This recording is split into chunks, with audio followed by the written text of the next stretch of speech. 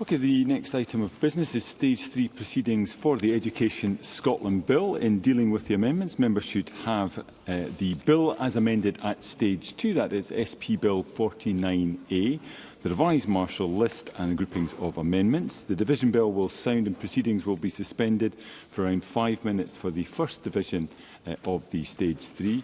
The period of voting for the first division will be 30 seconds. Thereafter, I'll allow a voting period of 1 minute for the first division after a debate.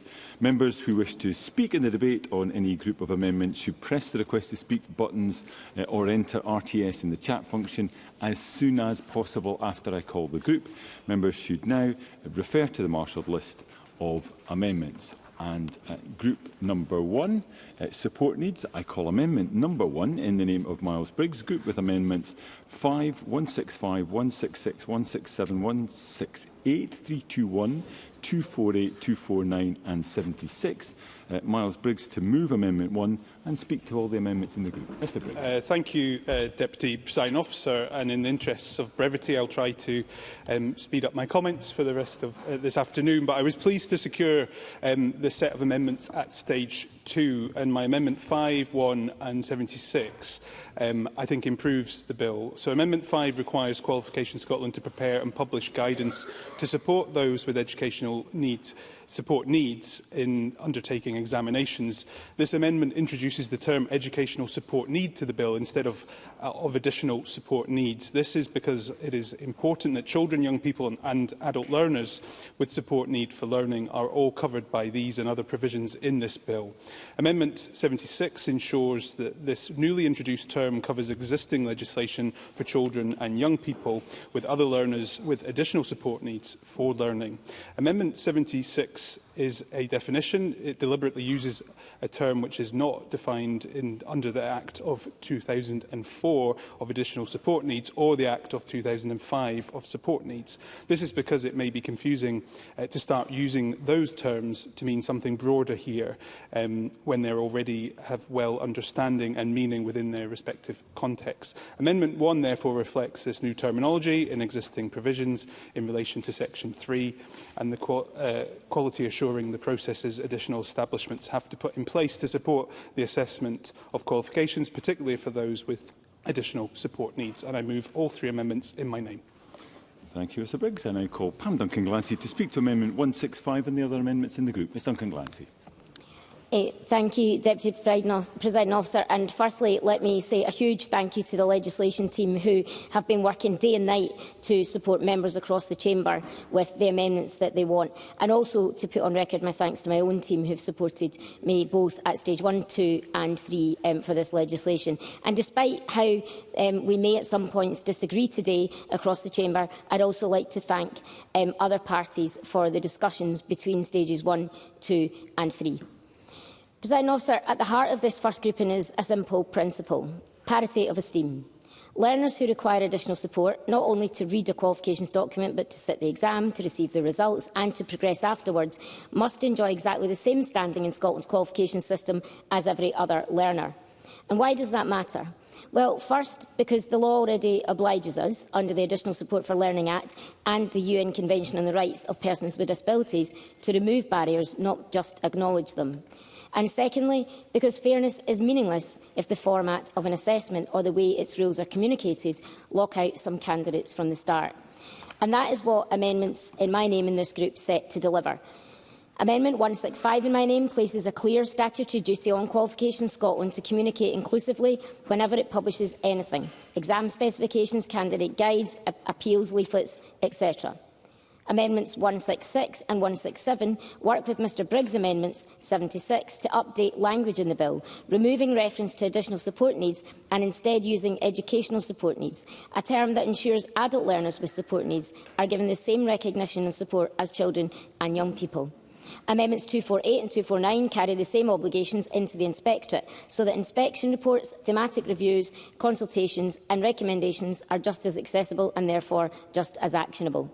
Amendment 321, in the name of the Cabinet Secretary, duplicates the inclusive communication duty on the Chief Inspector in the way my Amendment 165 does for Qualifications Scotland. And so, in the spirit of consensus, I won't press Amendment 168 and will instead ask colleagues to support Amendment 321 to ensure the Inspectorate communicates in the same inclusive way as we will ask Qualifications Scotland to do. Colleagues, inclusive communication is the gateway to every other reasonable adjustment. Extra time, alternative formats, assistive technology, quiet spaces, because a learner cannot request an adjustment if they cannot first access the rules. Embedding the duty in statute guarantees early proactive support, consistency across schools and colleges, and helps develop a culture that is designed for all from the outset. Scottish Labour will also support Mr Briggs' Amendments 1 and 5, which update the language in Section 3 to cover adult learners and require Qualifications Scotland to publish clear guidance on adjustments, as well as Amendment 76 in Miles Briggs' name, which provides appropriate definitions. Presiding Officer, parity of esteem must be more than a slogan. It is a promise that all learners will have access to an equal chance to succeed. I therefore remove Amendment 165 and invite the Chamber to support the full package in this group, so that parity, recognition and real accommodation are built into Scotland's new qualifications regime from day one. Thank you, Presiding Officer. Thank you. I now call the Cabinet Secretary to speak to Amendment 321 and other amendments in the group. Cabinet Secretary.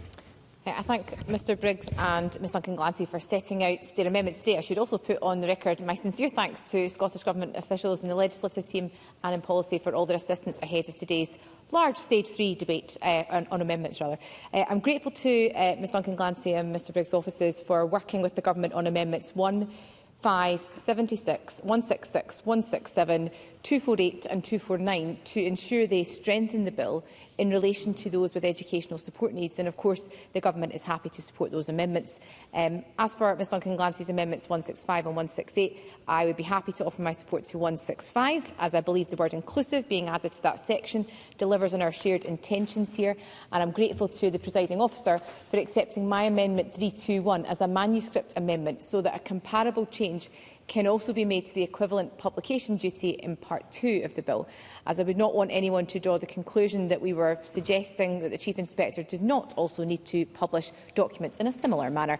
I'm not able to support Amendment 168. This amendment reflects provisions from the Social Security Scotland Act 2018 which do not work in the context of the section of this bill, although I accept that Pam Duncan Glancy is not going to press 168, though I very much accept the intention behind it. Thank you. And I call Miles Briggs to wind up, press to withdraw Amendment 1. Mr Briggs. Thank you, Deputy Presiding Officer. Nothing further to add and moved in my name. Thank you. The question is that Amendment 1 be agreed to. Are we all agreed? Yes. Parliament is agreed. We move to Group 2, Accreditation and Quality Assurance of Qualification. I call Amendment 98 in the name of Pam Duncan Glancy, group with amendments as shown in the groupings. I also draw members' attention to the procedural information in relation to these amendments as set out in the groupings, and Pam Duncan Glancy to move Amendment 98 and speak to all the amendments in the group. Ms Duncan Glancy. Thank you, Deputy Presiding Officer, and members will please have patience and consider carefully as I outline a number of the amendments in this group, which may take a bit of time. This second grouping invites Parliament to address and resolve what is considered the central question and important policy choice of this bill. Will Scotland at last secure an independent guardian of standards and qualifications? Will the Government actually abolish the SQA? Or will it simply be a rebrand? Separating the body that awards qualifications from the body that regulates and accredits them is fundamental, and my Amendment 98 does just that, along with consequential amendments 98, 179, 266, 289, 304, 307, 308, 309, 310, 311. Amendment 98 helps ensure the new qualifications body can begin afresh, with leadership embedded in a reformed vision with new governance, whilst also being independent from the body that accredits and regulates qualifications. This separation is critical to restoring trust in the system. Trust and confidence are central to the integrity of any education system. But that integrity has broken down, not overnight, and not as a consequence of one decision or event, and certainly not as a result of anything staff in schools, parents or pupils have done, but as a result of multiple failures of the SQA, most starkly during the pandemic, when the then Education Secretary John Swinney downgraded the exam results of the poorest pupils. Young people are our greatest asset in Scotland.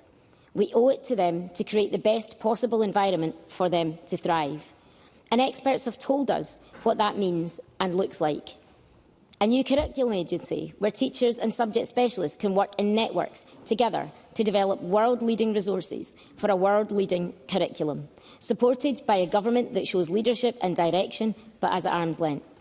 Colleagues will recall that every review placed before us, the OECD study, Professor Muir's report and our own Stage 1 evidence from the committee have made the same diagnosis. Curriculum accreditation and improvement are dispersed across too many bodies that do not always communicate and are not coherent. Setting up a new body like Curriculum Scotland, a single arm's-length organisation that will steer what is taught, guarantee the standard of certificates that flow from that teaching and drive the continuous improvement of both is the remedy to this. A reformed Education Scotland that would become independent of government. That would deliver opportunity for all, supporting a broad curriculum, empowering teachers to deliver and design the curriculum and embed coherence in the system. Young people are to be supported to learn, driven by their interests, aspirations and what employers need, not driven by assessment, which is often what happens now. Curriculum Scotland as a body could support that and broaden the offer on school-based qualifications so that vocational, academic and technical pathways are delivered, valued, assessed and recognised. And that, Presiding Officer, is why leaving accreditation in the SQA is not a palatable option. Moving accreditation to a new body, in this case in our amendments Curriculum Scotland or others, will deliver both scrutiny and parity of esteem. It will help to do this. Currently, school-based qualifications. Happy to take the intervention. Ross Greer. Grateful. And I wonder if the member would join me in recognising the difference between accreditation and quality assurance, and that simply moving the current accreditation function to any other body, whether it's the Curriculum Scotland body that's suggested, HMIE or otherwise, wouldn't actually address any of the issues that we've seen in recent years in relation to national qualifications, because the current accreditation function does not accredit, for example, higher history. Pam Duncan-Glancy.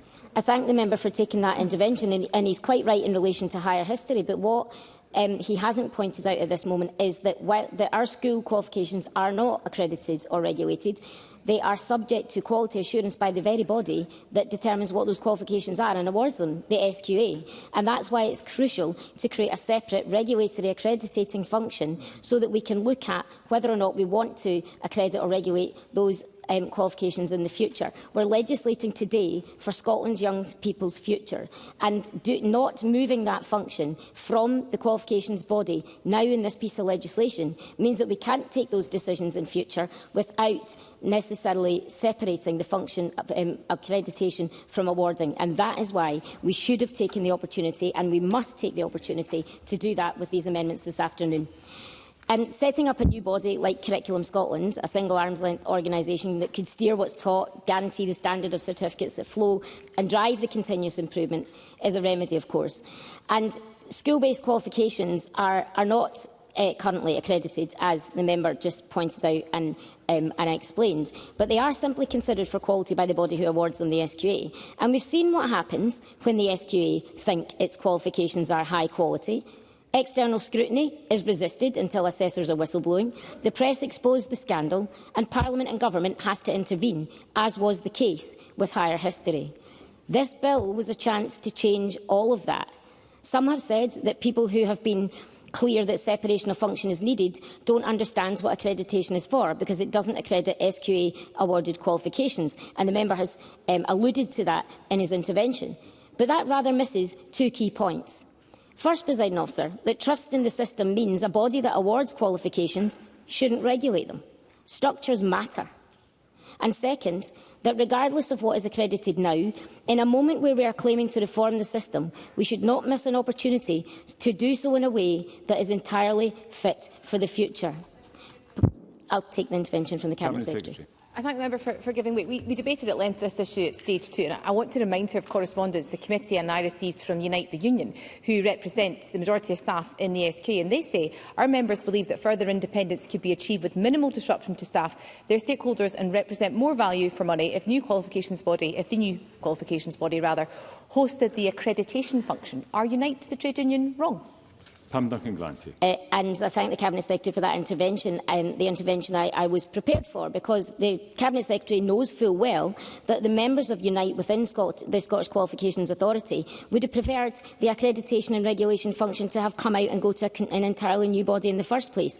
But in the absence of any planning, in the absence of any scoping, in the absence of any action from this government or preparation for a proper qualification system that puts young people's future at its heart, they recognise that a rushed job could well be very difficult for their members, because their members have endured countless days and weeks and months and years of this government's dither and delay to properly reform the education system. That's what they are not happy about, and that's why they are trying at the very, very last point in time to convince this government to try and do the right thing. And as the Cabinet Secretary knows, that means moving accreditation and regulation from the SQA into a new body. But instead, of course, of supporting that, now the Cabinet Secretary told members of the committee at stage 2 that she would take seriously the concerns on accreditation, that she would go away and she would think very carefully about it, and that she understood that the status quo, i.e. it remaining in the Scottish Qualifications Authority, wasn't acceptable. But what then happened between stage 2 and stage 3 is that the cross-party discussions that we have brought along the chair of the current SQA. Now that chair, regardless of members' opinions of how impressive or otherwise one individual can be, that was the discussions at which we were supposed to be discussing where the government would put accreditation from SQA, because it was told by committee and experts and others that it shouldn't stay there. And what we have now is nothing in this bill that moves accreditation from the SQA into another function. And that, to me, is a failure of a reform, and it is reform unfinished. And Parliament has an option over the next 48 hours to legislate for a system that stands the test of 24 hours even, sorry, Presiding Officer, I do not wish to extend the debate a further 24 hours. Parliament today should legislate for a system that stands the test of time, one where the accreditation of qualifications in Scotland is able to accredit qualifications in the future, whether or not that includes the ones the SQA does now. If we're reforming curriculum and assessment, we need to know that the place we put the body to oversee qualifications is separate from the one that awards them. We should have taken that opportunity in this bill. Separation future-proofs the landscape, but it also creates a coherent system too, one that could regain and enjoy the trust of pupils, learners, teachers, parents and employers. And our amendments creating Curriculum Scotland, Amendment 8, 9, 10, 159, 162, 164, as well as Amendments 6, 7, 180, 181, 182, 183, 184, 185, 186, 187, 188, 189, 190, 191, 192, 250, 74, 254, 256, 262, 263, 264 and 312 give this chamber plentiful options to do the job properly. And I'll come to some of those and the rationale for some of them in a later grouping. But all of the options that we are presenting today give the chamber the opportunity to create the structures for world-leading curriculum development and provide a separate body to host the accreditation of our qualifications. But if Parliament are not supportive, of course, of creation of Curriculum Scotland package, but would like to deliver on the advice of experts and teachers and the expectations of pupils and parents, then they can support my other amendments that guarantee the separation of awarding and accrediting functions by moving the function to the Chief Inspector's Office to be overseen by a Chief Regulator. And amendments 158, 161, 163, 197, 199, 200, 207, 208, 225, 226, 277, 253 and 260, all in my name, would achieve this. And, Presiding Officer, forgive me for cantering through the numbers in the interest of time. I know that members will have studied both the groupings and the marshalled list and will have an understanding of what these do. Other amendments that the Chamber has an option to support to deliver, again, on experts' opinion and on pupil expectation and parent expectation and indeed teachers. Amendments 158, 161, 163, 209, 228, 252 and 261. Also in my name, place an accreditation in the Office of the Chief Inspector without a Chief Regulator. And I'd invite colleagues to also consider this option. All of these options present also a committee for accreditation to whom the function would be accountable, because that has been considered crucial, both in terms of staff currently in the SQA, but also from external experts.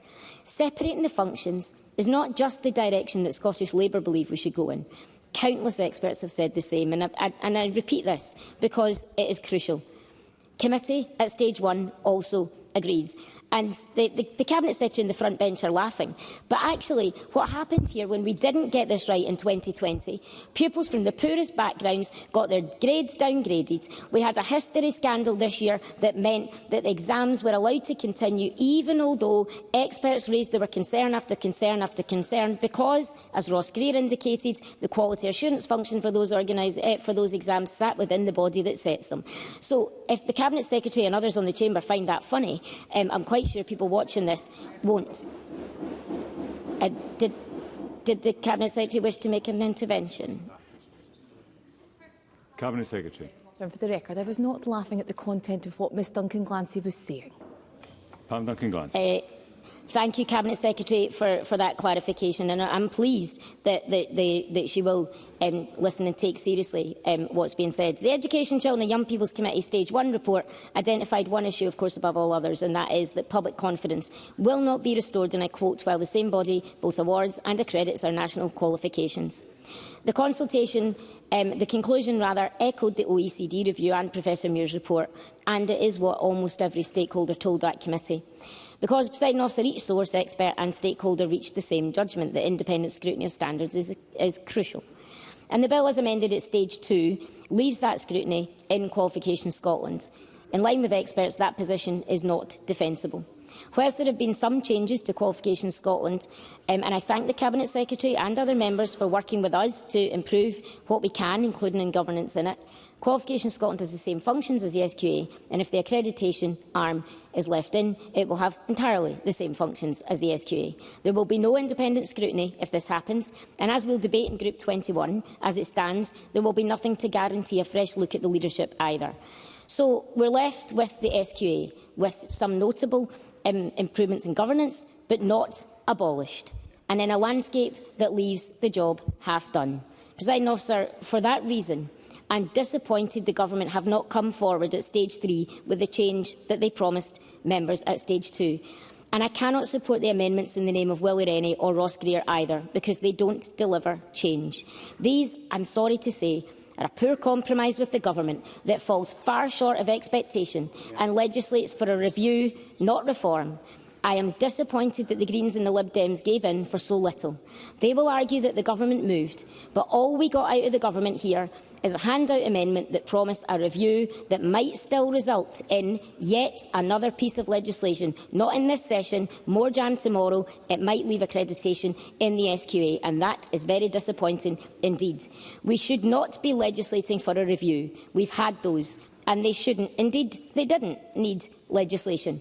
We should today be legislating to give effect to those reviews.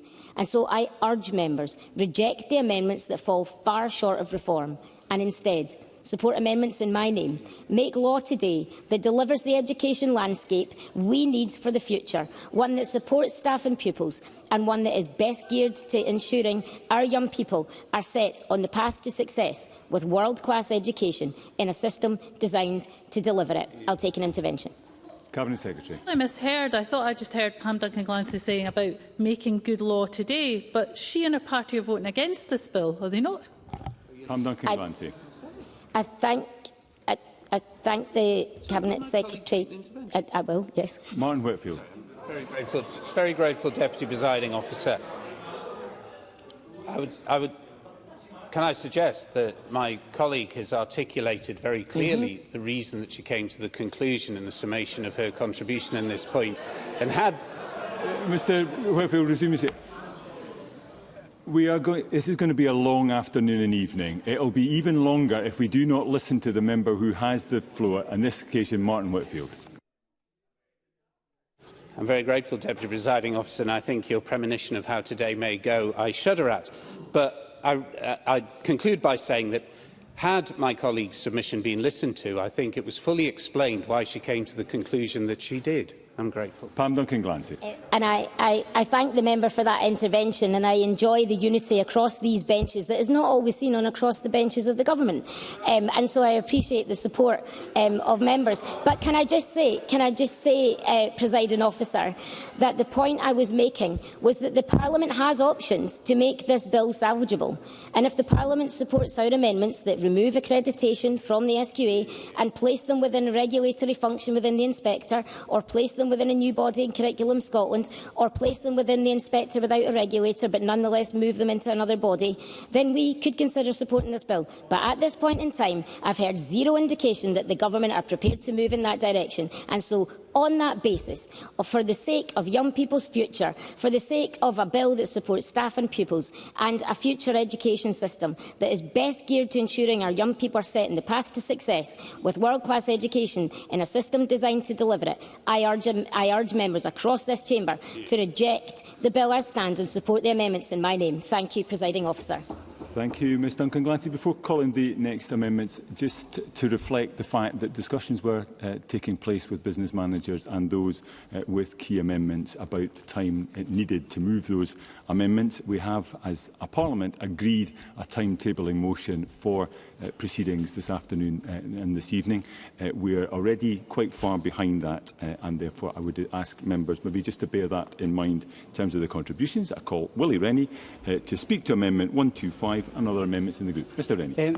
I fully respect Pam Duncan-Glancy, but I have to disagree with her this afternoon. And I think the fact that she has presented a number of different options shows that there is still no consensus, even within the Labour Party, about what the process should be in order to make improvements. I think the process, certainly. Pam Duncan-Glancy. I thank the member for taking that intervention, and I hugely respect the member. And it pains me to have to disagree with his direction of travel here. But nonetheless, the reason there are options here is not because we haven't come to a settled view. We came to a settled view, we all did, including the member, that change was necessary. The bill in front of us doesn't do that. It just delivers a review that it's not my fault the government haven't done the work in advance. We should be reforming, not reviewing today. Willie Rennie. I think the process has been constructive, and I think it's a good example of how committees can work well together, because we have got to an issue which wasn't central to the reforms proposed at the beginning, which I can remind the member were about separating the inspection function from Education Scotland and also creating a new qualifications body. The accreditation issue was not the big thing that it has become now. It was referred to in Ken Muir's report, but it was actually a very narrow aspect of his report, and actually only affects mostly post-school vocational qualifications. So it actually was a narrow part. This, I think, my amendments today, with agreement from the government, will lead to a more substantial review that will be much more expansive in its approach, because there was no consensus on the scope or location of the accreditation function currently provided by the SQA. The accreditation function currently largely covers post-school vocational qualifications. I'll take an intervention. Stephen Rennie is making the case for what has gone completely wrong with this bill, because at the Stage 2 committee discussions, it was a case of the Cabinet Secretary saying, we'll take this offline. None of the amendments that were being discussed, many of them in his name, were going to be pressed, because there was going to be time and proper time to properly discuss all of the different options so that we could come together as a Parliament. That was entirely possible in the spirit of the Stage 2 discussion we had, and it hasn't happened. And so I would echo Pam Duncan-Glancy's comments about Willie Rennie's willingness to concede all of the ground that he had so successfully gained in the course of the discussions at Stage 2. Willie Rennie. To explain why I haven't conceded ground, and why I think we'll get a much more substantial reform that will be done in an orderly fashion, which I think is right for a body that is going to be new and actually is at its early stages, so needs to be handled with care. But I am grateful for Stephen Kerr for resubmitting all the amendments that I put forward at stage 2, which I withdrew at that point, because I know he wants the whole chamber to have an opportunity to look at the brilliance of my amendments that I put forward at that stage. But in addition, during the bill's considerations, concerns regarding higher history in 2024 were discussed in detail by the committee, and the oversight arrangements of our national school qualifications came into the spotlight. I believe it was unsatisfactory that the SQA effectively inspected itself, and I'm determined, therefore, to get an orderly change. While there was no consensus on the scope or location of accreditation, there was an agreement that the current accreditation and quality assurance arrangements were unsatisfactory. And I think the Cabinet Secretary has moved on that, genuinely moved from her original position where she was opposed to change, but now she's prepared to look in a substantial way at making substantial change. I was of the view at that time, and members will have heard me say, that any of the options we put forward were better than the status quo. Yet there was still no agreement, and there's still no agreement today on what should happen next. In part, and this is crucial, because the landscape is complex. I'm grateful to the Cabinet Secretary and other members of the committee for the further time and consideration that was given to address the complexity of these issues. My amendments provide a package of measures to address these concerns. Amendments 125, 156 and 169 specifically address the concerns raised regarding higher history by focusing on the quality assurance, not accreditation, the quality assurance measures Qualifications Scotland will have in place in the future. As a package, they combine an independent review of those processes, an annual compliance report and the establishment of an independent expert group to advise on the qualification standards. Amendment 170, and just in a second, let me finish this point. Amendments 170 to 179 seek to improve and enhance Section 25A of the bill, which covers the requirement that the ministers undertake a statutory review of scope and location of the accreditation function, not quality assurance, accreditation function. I'll take an intervention. Martin Whitfield. Grateful to the member for taking the intervention. If I can just go back to his amendment 156, and he spoke about this originating from the history debacle. Can you explain why he chose financial year over academic year, which shortens the period, or indeed lengthens the period, for anything that needs to be changed before the next round of examinations? Willie Rennie. Because we will need to consider the budgetary consequences of any organisational change, it's therefore important to consider it in a financial year rather than an academic year, to make sure that we have got appropriate budgets in place to be able to make this happen. So amendments 175 and 176 add new provisions that introduce a process that ministers must follow should they conclude in the statutory review that legislation is required in relation to the accreditation function. This process requires ministers to bring forward legislation within 1 year of publication of the report of the statutory review. Alternatively, the provision requires that after this 1 year period expires, ministers must lay a statement before Parliament explaining whether legislation will still be brought forward, the timescales for this, or their reasons as to why not, if they no longer intend to. Amendment 178 adds in a definition to what bringing forward legislation means by setting out two mechanisms in which ministers could do so.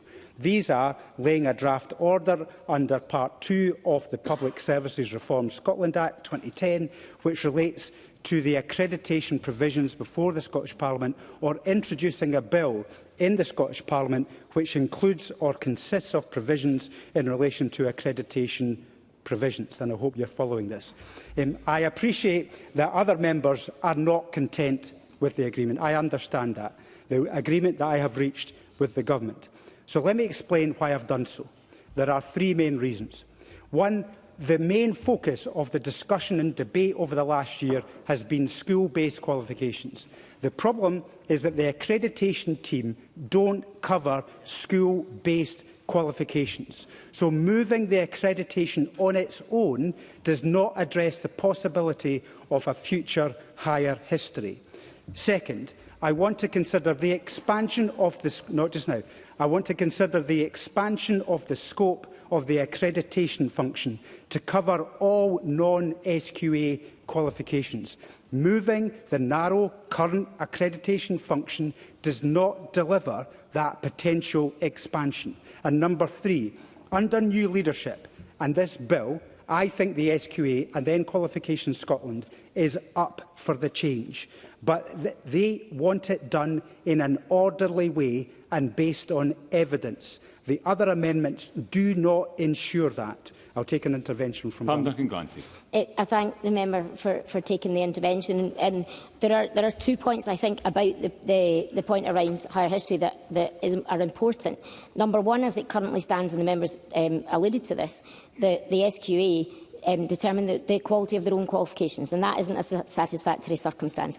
And the second is that whilst the accreditation function doesn't necessarily cover that just now, could cover it in the future, and also it could cover other subjects that might be taken in school, because we're looking at broadening the curriculum and opportunities to do so. So actually moving it now, it needs to be done so that we can future-proof for generations to come. And only doing this in the review without moving it is a problem. One of our amendments in further groupings, looking at the role of the regulator, does say that we should also look at the scope of accreditation and quality assurance. So you can do both and move it from the and properly abolish the SQA at the same time. Would the member not agree?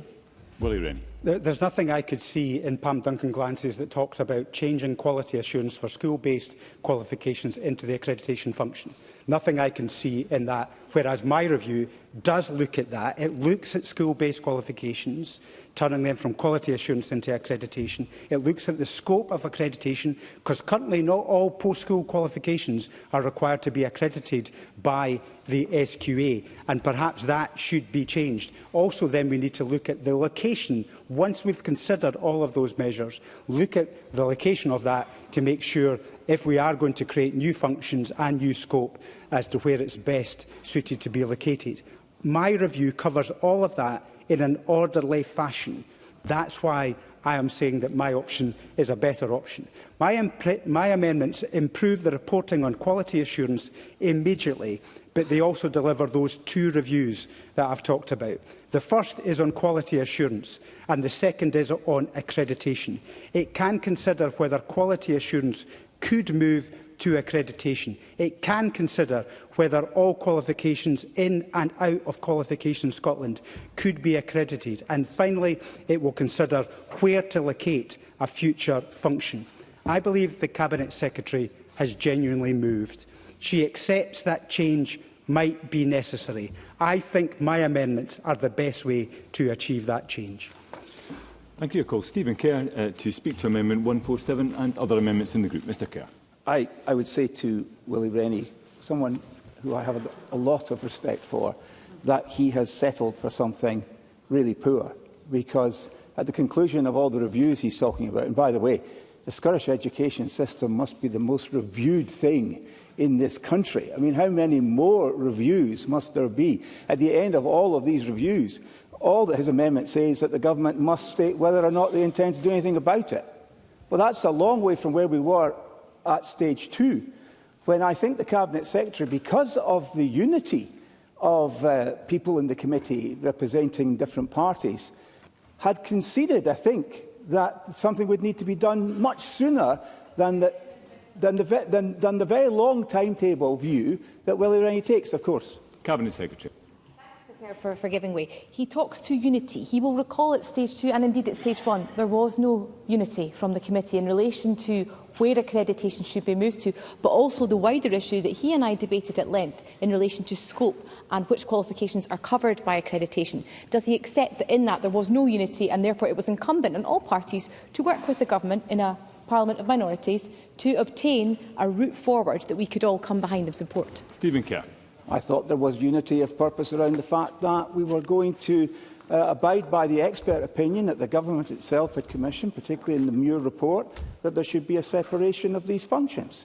That was very clear to me in the committee. Now, I'm not a member of the committee, but I was there and listening carefully, because this is an issue that ought to interest all of us intensely in this Parliament. Education, the education system of this country is vitally important to our country's well-being and the people of this country's well-being. And I thought it was very clear that there was a very strong sense that's something we'd have to give, that we were going to get together, that the idea was we wouldn't press any of these amendments at stage 2, because we're all going to go away and we're going to have lots of huddles and lots of discussion. And I have to say, I preface anything that I'm going to say in the process of the consideration of these stage 3 amendments by saying that I do approach all of this with a genuine sense of regret.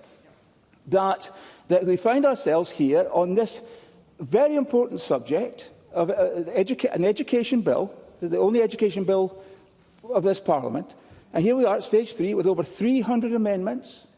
And of course it's going to take a long time, and I know that members are going to get very impatient with all of us who wish to contribute to the review of these amendments and the discussion and debate around them. But frankly, if we can't take time in this Parliament to consider this, perhaps the most important of devolved responsibilities that rest with this Parliament, then I don't know what we are here for at all. There has been, to be fair, there's been some cross-party engagement throughout the process. There has been some engagement, but I had hoped and indeed expected that by now we might have moved beyond the point where there were so many members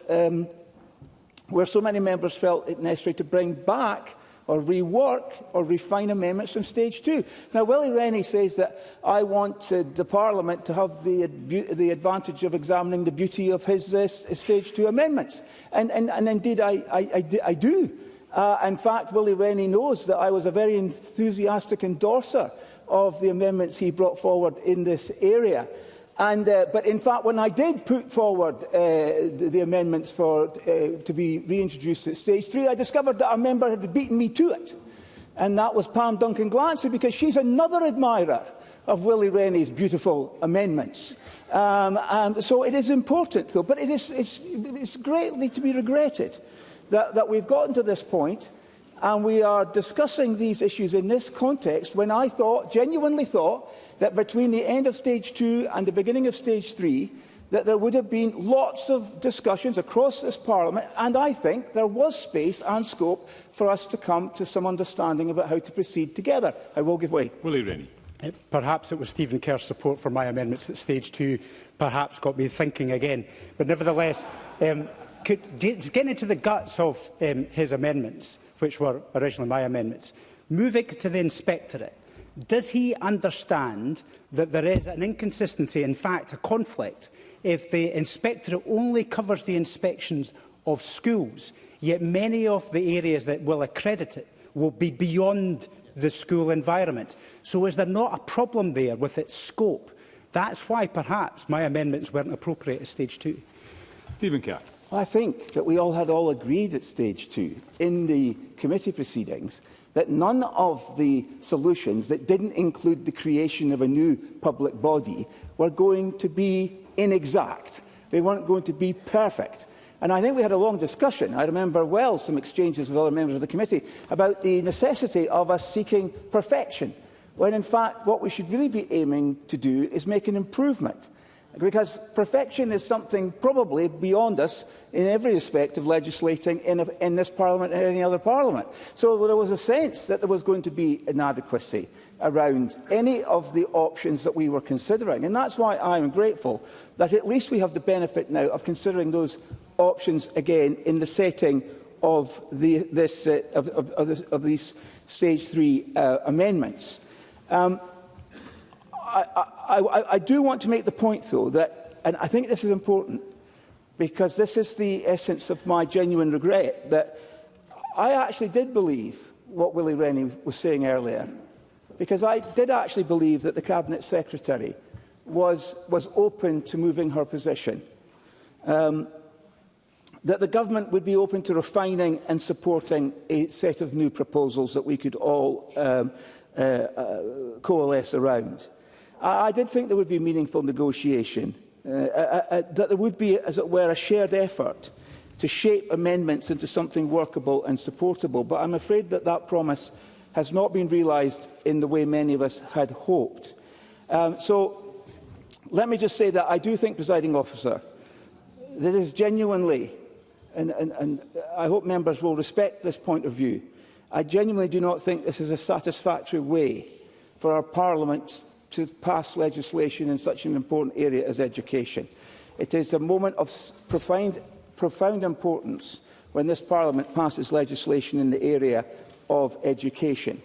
And so I was inclined, in thinking about everything that lies ahead of us in the hours to come, to offer some sense of regret that there are so many amendments and that I am the author of so many of those amendments, although Willie Rennie rightly claims the credit for some of them.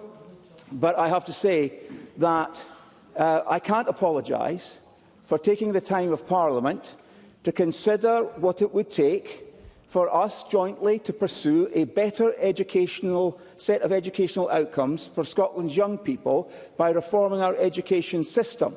And if we cannot insist on integrity, on scrutiny, on quality, then I think, frankly, we are missing the point of why we sit in this Parliament at all.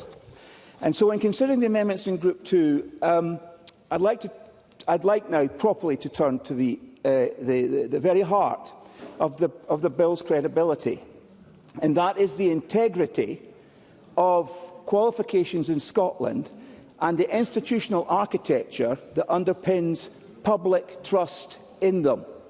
Because let me be direct, the bill as it stands fails to draw a clean and necessary line between the awarding and accreditation of qualifications. That is a structural flaw, and one that invites the same mistakes and public distrust that has dogged the SQA for years.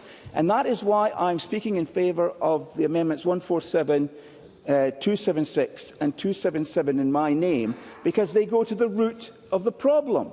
At stage 2, I argued, and I repeat today, that this Parliament cannot afford to pass legislation that permits the new body, Qualifications Scotland, to both design and deliver qualifications and then accredit them. That is not a regulatory framework. That is, to borrow Professor Ken Muir's precise words, marking its own homework. And Amendments 276 and 277 seek to correct this. They would transfer the accreditation function from Qualifications Scotland to the Chief Inspector of Education. And I willingly concede Willie Rennie's point that this is not a perfect solution, but it is some movement towards something better. And that is what we should be seeking as a Parliament, because this would establish a clear structural separation between those who create the qualifications and those who assure their quality. That separation is essential, and it is not an administrative nicety. It is a safeguard for standards and a precondition for trust. And the experience of the 2024 Higher History exam, investigated by the SQA itself, is a textbook example of why such separation is indispensable. If learners and teachers are to believe in the fairness and rigour of the system, then no body can be seen to investigate itself. The public interest demands independent scrutiny, not internal review. Now, in international comparisons bear this out. In England, Ofqual regulates qualifications separately from delivery bodies. In Wales, Qualifications Wales operates as a standalone public body. It is only in Northern Ireland, where awarding and accreditation remain under one roof, that there is continuing dissatisfaction all about these arrangements among school leaders. This was well covered in Professor Muir's report. And we should learn from this and act accordingly. Now, let me briefly speak to Amendment 147, which removes Section 3.3, which gives Scottish ministers power to direct revisions to the corporate plan of Qualifications Scotland. This power cuts across the very independence that we are trying to build around these institutions. If we are to have an awarding body that earns public confidence, it must be free from ministerial interference in its corporate direction. Turning to other members' amendments in this group, Willie Rennie's Amendment 125, again, everything that Willie Rennie ever touches is eminently reasonable. Eminently reasonable that he should propose an expert group on qualification standards. But it's a halfway house, and it may take us absolutely nowhere. I think Willie Rennie knows, and I won't rehash all the things I've already said about the nature of the amendments he's bringing forward. But I am disappointed that we've ended up where we have, because I think people that work, live, breathe the education system in Scotland deserve something better than something that might or might not end up with some important structural reform of the education landscape. I want to mention Douglas Ross's proposal to create a chief regulator of examinations. I'm sure that Douglas Ross will speak to his own proposals, but I think that they deserve the careful examination and consideration of Parliament. They introduce a principle of external adjudication, giving learners, parents and teachers a place to turn when confidence in the fairness of an exam process is in doubt, and I support that aim. I think that's a confidence-building measure. It complements, rather than duplicates, the structural independence that I seek through my own amendments. Presiding Officer, the real issue here is not bureaucratic configuration. It is culture. The culture of the SQA, described repeatedly by those who have dealt with it as arrogant, entitled and self-justifying. And it's a direct result of a structure that allowed it to answer only to itself. And that must surely end. Professor Muir was right when he warned that the reform of Education Scotland in the SQA was only a starter, that structural change must be accompanied by real shifts in transparency, engagement and accountability. Those are his words. The OECD said much the same in their report on the Curriculum for Excellence. At the time, the SNP government put great store in the OECD report.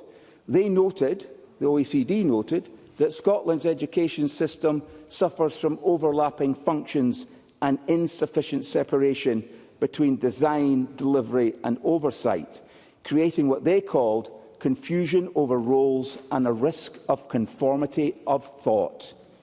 That is very insightful. Amendments 276 and 277 answer that criticism with action. They don't tinker, they make a clean break. They create a coherent, independent regulatory structure. In doing so, they align us not just with best practice internationally, but with what teachers, learners and employers in Scotland expect and deserve. Presiding Officer, the choice is simple. We can pass a bill that recycles the same flawed structures with new titles, or we can pass a bill that learns from the past and restores public trust in Scottish qualifications. I urge colleagues across this chamber to think about these issues. Don't just vote according to what the whip has told you to vote. Let's choose real reform. Let's make a difference. Let's support these amendments. Let's send the clear message that qualifications in Scotland must not only be rigorous, but they must seem to be rigorously and independently accredited. Thank you. I call Douglas Ross to speak to Amendment 193 and other amendments in the group. Mr Ross. Thank you very much, Presiding Officer. And following Stephen Kerr, it might not be briefer remarks, but hopefully they will feel briefer.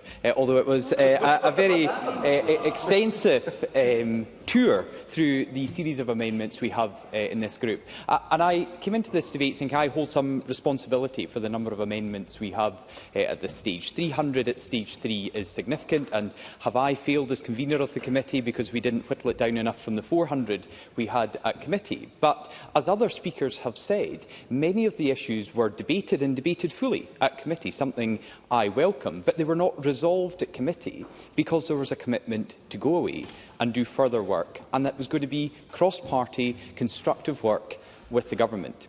And I'll focus just on the few amendments in my name, but I have to say I was disappointed with the lack of outreach from the Cabinet Secretary. I, along with my Conservative colleagues, had one 20-minute meeting with the Cabinet Secretary, And I think when it was envisaged at the time of stage 2, when there were pledges for the Cabinet Secretary not to push her amendments and for members to withdraw their amendments, there was an understanding that there would be more extensive dialogue than one 20-minute meeting. However, I would say at that meeting I was briefly encouraged. There was certainly an indication from the Cabinet Secretary that she was willing to take on board the concerns from across the political spectrum, and there was a willingness from her officials to do work with opposition members to bring forward amendments that we could all rally round and support. Imagine then my disappointment, having had the reassurance in a room just downstairs from this chamber from the Cabinet Secretary and her most senior officials who are with us in the chamber today, that they would get back to us well in advance of the deadline for lodging stage 3 amendments with their feedback and potential opportunities to interact further on these amendments. Had it not been for the opportunity I took in the tea room behind this chamber to ask the Cabinet Secretary what was happening with these discussions, I might never have got the full apology I got from her officials that they forgot to get back to opposition members to follow up on the promises and the commitments they made. I was deeply disappointed that process that we went through in good faith, that was responded to in good faith at the time by the Cabinet Secretary and her officials, fell down the moment we walked out the door. And I will give way to Pam Duncan-Glancy. Pam Duncan-Glancy. I thank the member for taking the intervention, and would the member agree also that the offer to work across party, specifically on accreditation, in the meeting that we had, made it quite difficult because the meeting was about promoting what the current SQA's chair thought was the way forward? Douglas Ross. I agree wholeheartedly with the point Pam Duncan-Glancy made in her opening remarks and made in that intervention there. People have differing views on the current and certainly the former leadership of the SQA, but the meeting was set up as an opportunity ahead of one of our scheduled meetings of the Education Committee to speak with the Cabinet Secretary and her officials. What we got in the end was a proposal from the current chair of the SQA, which we were told the Cabinet Secretary had only found out about half an hour before that meeting. It really wasn't the way to do business, and therefore that individual party meeting, which the Cabinet Secretary and her officials took part in, was, in my view, going to be that individual engagement with the government, with the officials, to come up with the amendments that we could get behind. But sadly, that was lacking. That was the only element there was, and then the promise to come back. I mean, had it not been for other colleagues reminding me about the lodging deadline, I just assumed we had a bit more time because I hadn't heard back from the government. I stupidly trusted the government to accept and follow through on their promises and their commitments.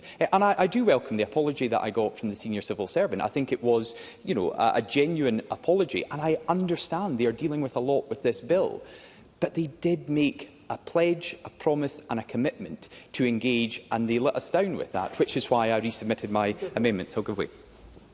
Stephen Kerr. Being the case that Douglas Ross is saying he received an apology from a senior civil servant, why on earth are we doing what we're doing today? Why are we cramming 300+ amendments in a bill that many of us in this chamber feel is deeply flawed, isn't going to deliver on its promise? Why are we spending time on this now? Shouldn't we have taken the summer time to have proper discussions and come back to this bill at the beginning of the next term and properly have addressed these issues together as parliamentarians?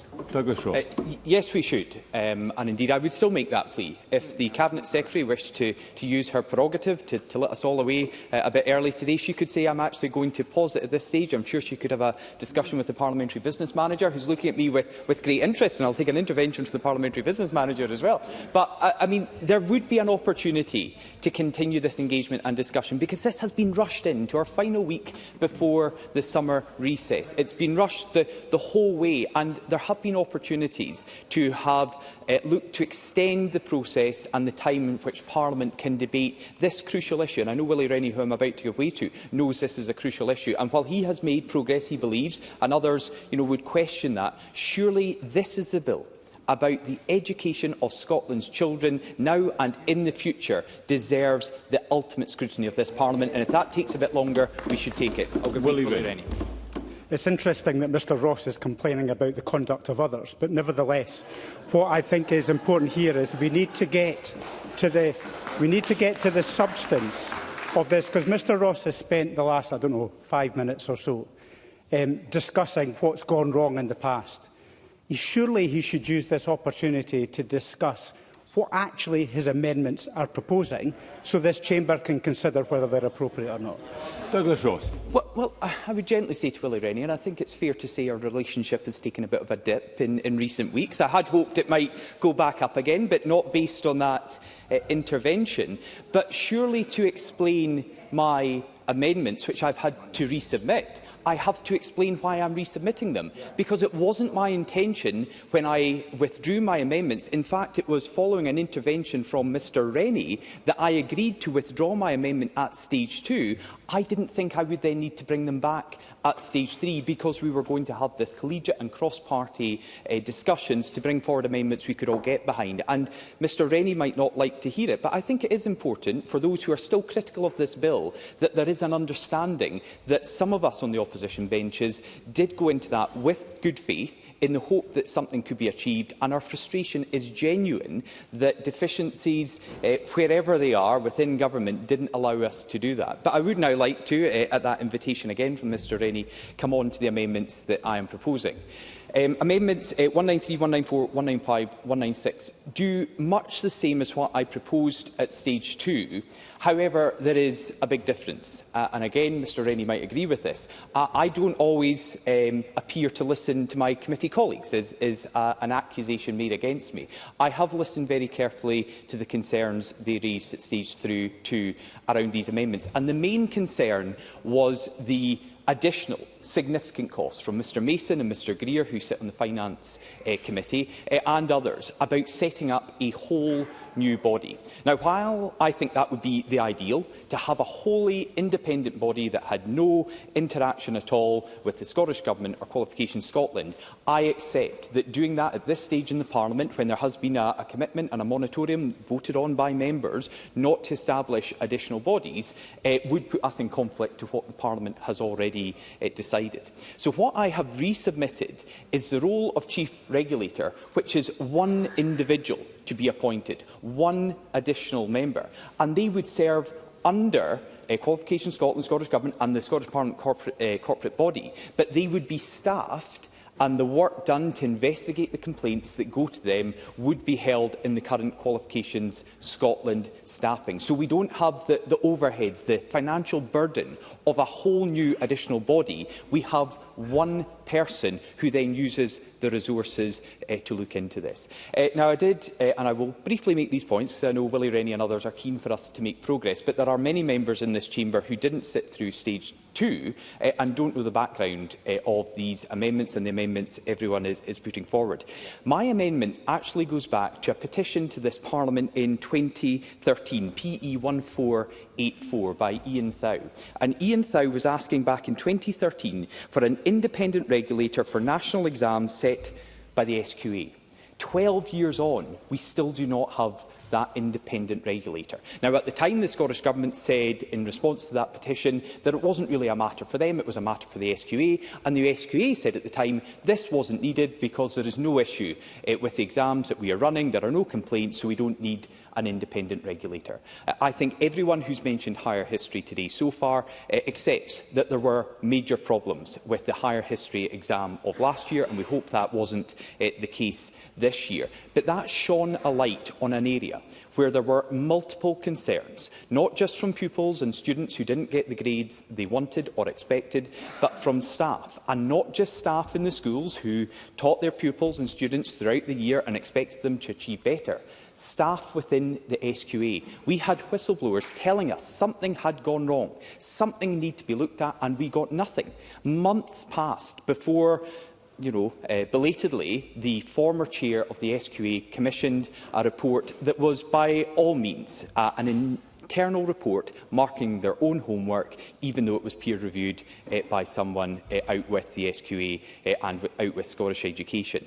It raised so many concerns that it prompted me to go back to look at how this has been discussed in the past, and that petition back in 2013 seemed as pertinent today in 2025 as it was 12 years ago in 2013. I spoke to Ian Thau when I submitted my original amendments at stage 2, and now they've been resubmitted, and he is still very keen to see what he put forward over a decade ago to this Parliament, which was looked at by the Petitions Committee but taken no further, for this to be debated and hopefully supported in this Parliament. Because I believe, and I hope in my remarks and with the amendments laid out in front of us, we have stipulated how we have overcome the issues with cost and a brand new body that members were concerned about.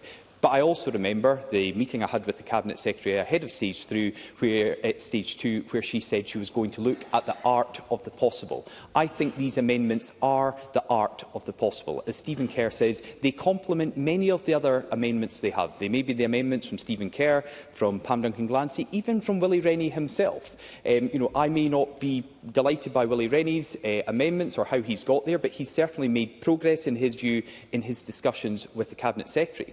But this one chief regulator, independent of Government and Qualifications Scotland, could also complement Willie Rennie's amendments, and I believe the amendments put forward by Ross Greer.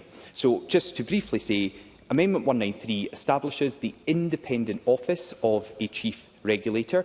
Amendment 194 looks at the core responsibilities of that chief regulator, and crucially establishes the independence of the chief regulator from both Qualifications Scotland and the Scottish Government. I'm sure that's something actually that members on the front bench and their supporters behind them would welcome, because if there is another higher history problem, it won't be government ministers that are held to account for this. It will be the chief regulator, and that chief regulator will be appointed by parliamentary corporate body. 195 looks at the complaints process. So if another higher history were repeated, or in a different subject, or in different circumstances, there is a process for complaints to be made, to be investigated and to be determined. And crucially, I believe that would give students, parents, staff and many others more enthusiasm to get involved in an investigation of that type. But crucially, there would be more credibility in the outcome of any such investigation. And finally, Presiding Officer, Amendment 196 would stipulate that the Chief Regulator should provide an annual report to Parliament. I have tried, working with Government, working with the legislation team within Parliament, to come forward with a series of amendments to complement other processes and other aspects of this bill, be they from the Government or for opposition members, and I hope this Parliament will consider very strongly to support these amendments in my name, who a decade on could establish that independent regulator that has been called for by some in education circles for many, many years, and could provide that insurance process that our young people get the grades they deserve in the examinations that come in the future. Thank you, Presiding Officer. Thank you. Members will note that we have now passed the time limit proposed by Bureau and agreed by Parliament for the debate on this group to finish. I have exercised my power under Rule 9.8.48 subsection C to allow the debate on this group to continue beyond the limit in order to avoid the debate being unnecessarily curtailed. With that, I call Ross Greer to speak to Amendment 282 and other amendments in the group. Mr Greer. Thank you, Presiding Officer. And I should say from the outset, given that a number of the amendments lodged this afternoon were lodged and debated at stage 2, that I will only be speaking to those amendments and addressing them if my view and the position of the Scottish Greens has changed since then. I will not be repeating my remarks from stage 2, and if members are interested in my position and the Greens' position on those issues, they can check the official report. The accreditation debate has clearly become the most contentious in relation to this bill, and I don't think that's necessarily what was expected when we started this process some years ago. In the eyes of some, it's clearly become the litmus test for whether there is real change or not, but it's a thoroughly confused debate, as Willie Rennie set out at the start of this group. The accreditation of what? We have become so focused on the location rather than the function itself. And moving that function, as I said earlier, wouldn't prevent a repeat of the higher history debacle that we saw, because the accreditation function as it stands does not accredit the SQA's own national qualifications. But the package of amendments for myself, the Cabinet Secretary and Willie Rennie address both function and form. My amendments would establish separate roles of Chief Examiner and Chief Accreditation Officer at Qualifications Scotland, and they would create a clear separation between their functions. Willie Rennie's amendments create the review process that we need to decide on the scope of the accreditation function and then the mechanisms to deliver on it. I think that accrediting all SQA national qualifications properly is probably a good idea, but it would be a huge change, and it was not one that we considered through this bill process. It emerged as a significant issue, but not something that was thoroughly considered. Now, my amendments to create the Chief Examiner come up much later in Group 22, but I'm going to touch on it now to give a clear idea of the overall shape of the organisation if all the amendments in this package are agreed. Now, I'll run through each amendment in this group first. So, 282 establishes the role of a Chief Accreditation Officer. This is a really important step to further strengthen the separation of the functions of accreditation from Qualification Scotland's other functions. 284 sets out the Accreditation Committee will have oversight of the setting of that role and that it requires independence from the Chief Examiner. While still enabling the sharing of information as appropriate, there will be that clear separation between the two. I'm happy to take the intervention. Pam Duncan-Glancy. I thank the member for taking the intervention. And can the member set out what he thinks would happen to the accreditation function if it was decided that school-based qualifications should be accredited? Ross Greer. I'm grateful for the intervention. I think the first and most obvious impact is there would need to be a significant increase in the capacity of the accreditation function. The team currently delivering accreditation within the SQA is something in the region of 20 people. Now, there's other individuals within the organisation whose roles touch on accreditation, but that group of 20 people provide quite a discrete function, substantial, but a discrete function as it stands. There would need to be a significant expansion of that for us to deliver it for national qualifications, and I do think that's what we should consider. But we've not considered that, is the key point. It would be such a significant change and require such a significant increase in capacity that I think the right process for that is Willie Rennie's review and the follow-ups to that. Mr Greer, could you resume your seat a second? There's starting to be too many conversations happening around the chamber. I would be grateful if members, if they do need to have a conversation, maybe take that outside and ask Ross Greer to continue. Thank you, Presiding Officer. I'm happy to take Pam Duncan-Glancy's intervention at that point. Pam Duncan-Glancy. I thank the member for taking the intervention, and I'll save the rest of my remarks to the closing speech so that we can, in the interest of time. But just on that particular point, does the member not accept that the review of the fact that those circumstances hadn't been considered by the government means that we're in yet another situation where the government is proposing a review, and that is unsatisfactory? We really should be moving to be able to have legislation today that finishes the job. Ross Greer. In many ways, I agree with Pam Duncan-Glancy. I wish these issues had been considered before. I think we should all take some responsibility for that. I don't think that was just on the government. I think the committee managed to largely get through the Stage 1 process without addressing that question. To be honest, if you look back at the official report of Stage 1, I think we all need to reflect on the fact that we were very often talking about an accreditation function that doesn't exist. We were all talking about an accreditation function as if it already accredited those national qualifications. So the debate collectively missed the mark, and that's a responsibility not just on government, but on Parliament overall. We need to reflect on that. We have a process here, primarily through Willie Rennie's amendments, to address that fact, that we didn't have that debate, we didn't consider that evidence properly, and we can now do so. My Amendment 285 guarantees that the role of the Chief Accreditation Officer can't be held by the Chief Executive. So that's a further safeguard, separating those roles. That ensures that the roles and responsibilities are distributed appropriately within Qualification Scotland. 288 is consequential to 282, and importantly taken together, this package provides clearer leadership with an appropriate degree of independence for the accreditation function within Qualification Scotland. Amendments 305 and 306 strengthen the independence of the Accreditation Committee by providing that members of staff of Qualification Scotland cannot be members of that committee, but of course that they're able to attend meetings as observers or to participate at the discretion of the convener. So that replicates my Stage 2 amendments for the interest committees, which I actually think in this case is far more important for the Accreditation Committee. I don't think it would be appropriate for members of staff to sit on the committee that is accrediting those qualifications. That's all the specific amendments that I've moved in this group, but I do want to give a bit of brief context to how it fits into the wider reform. So, as I mentioned, my amendments in Group 22 require the creation of a Chief Examiner alongside the Chief Executive and Chief Accreditation Officer.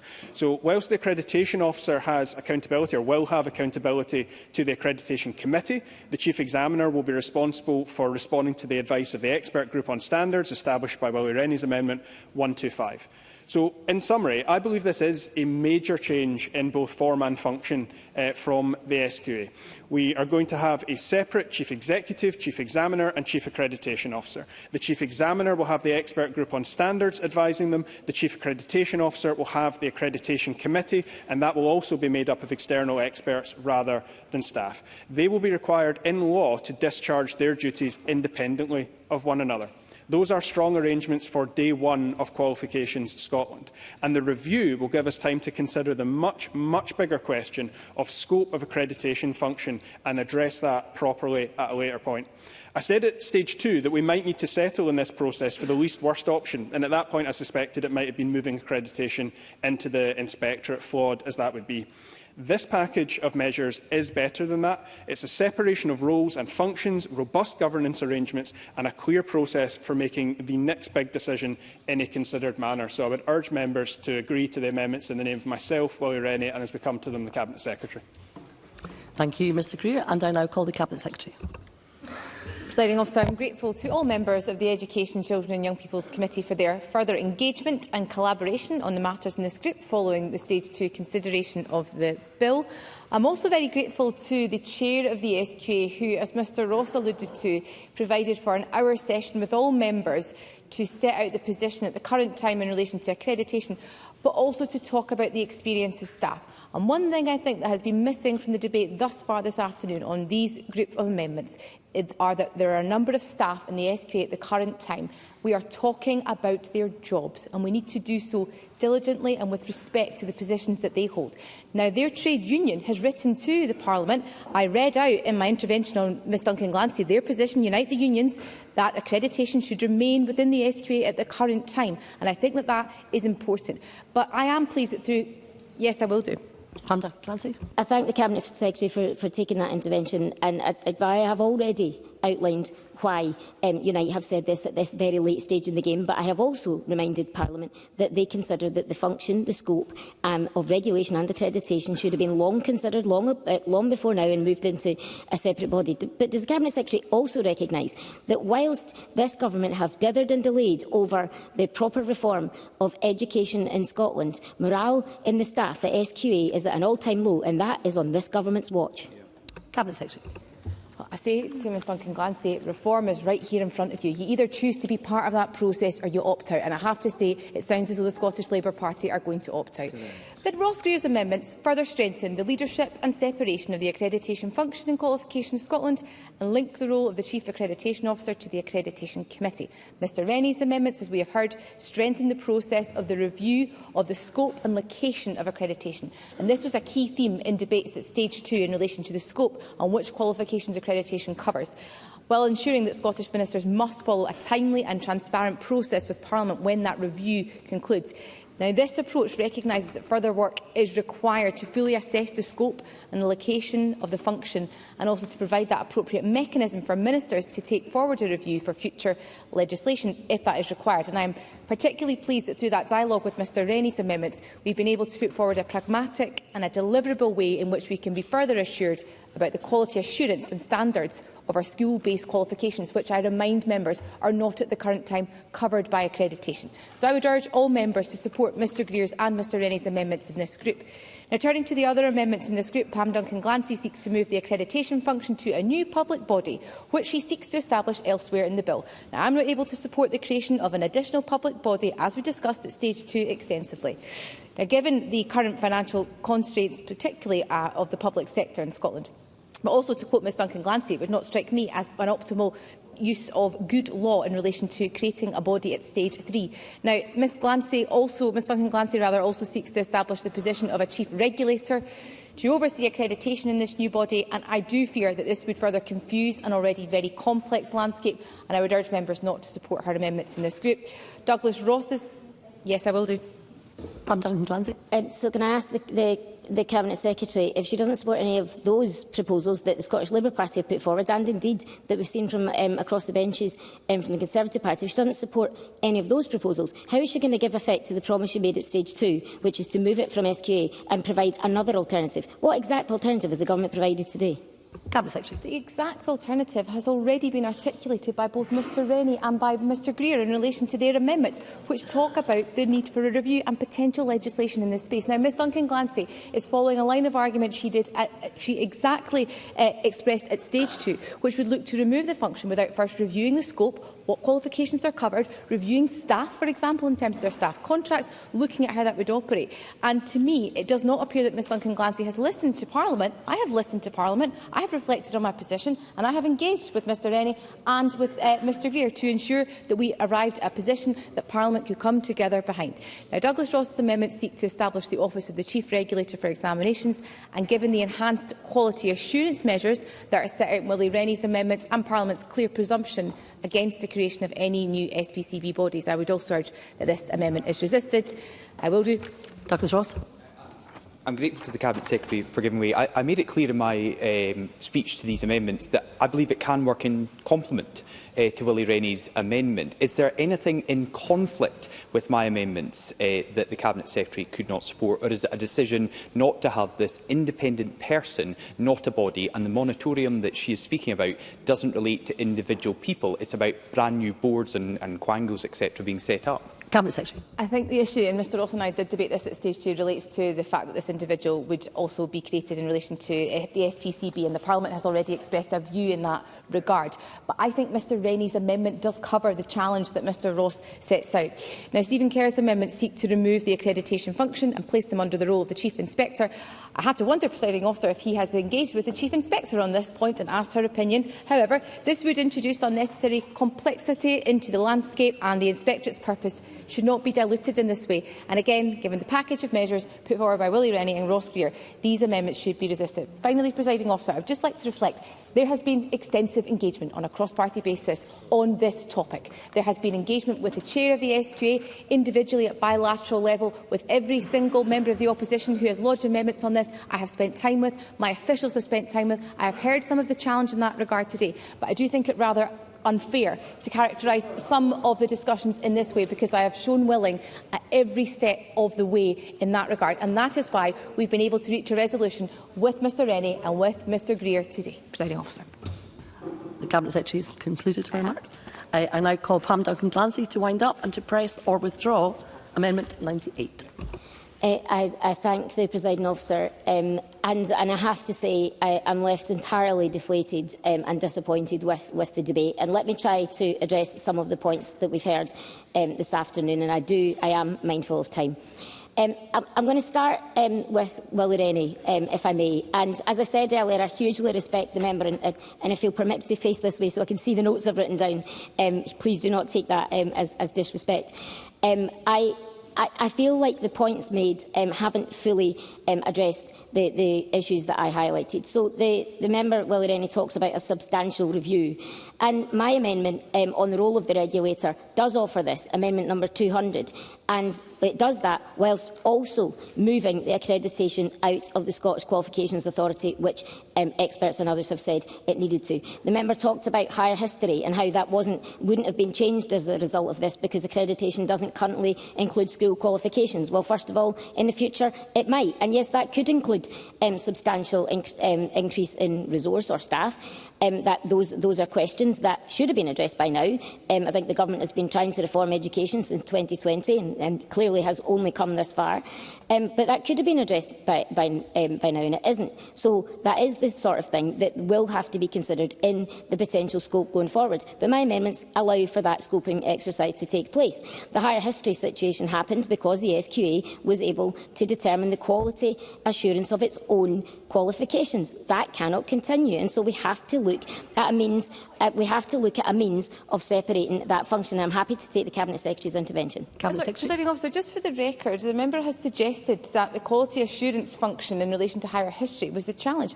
The member knows, and we have heard today, that the accreditation function does not apply to any school-based functions qualifications in Scotland, and therefore it was not the cause of the challenge in relation to the higher history challenges.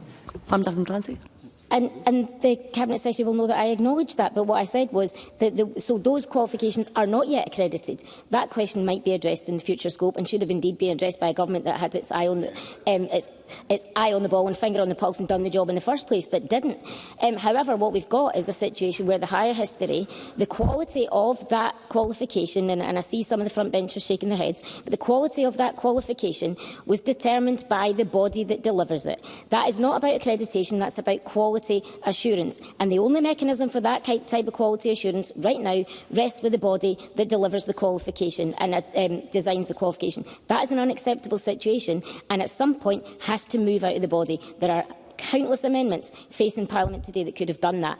And my amendment number 200, to be discussed later, that we can all look forward to, is the discussion where we can see that you can have the role, for example, of a chief regulator, and also look at scope and function as well. But in the meantime, we're moving the accreditation function in order to separate the functions as suggested.